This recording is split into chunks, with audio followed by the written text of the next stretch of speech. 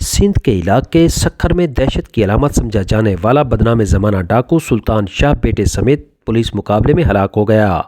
تفصیلات کے مطابق دہشت کی علامت سمجھا جانے والا بدنام زمانہ ڈاکو سلطان شاہ بیٹے سمیت پولیس مقابلے میں ہلاک ہو گیا۔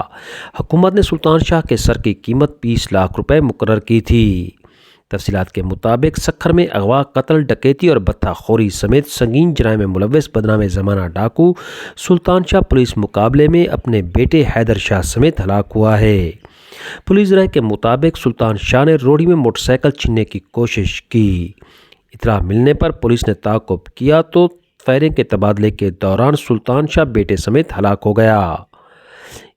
ذرائع کا کہنا ہے کہ حکومت نے سلطان شاہ کے سر کی قیمت 20 لاکھ روپے مقرر کی تھی۔ سلطان شاہ پر سندھ کے مختلف اضلاع میں اغوا، قتل، بتہ خوری، منشیات سمگلنگ اور ڈکیتی کے 48 سے زائد مقدمات درج تھے۔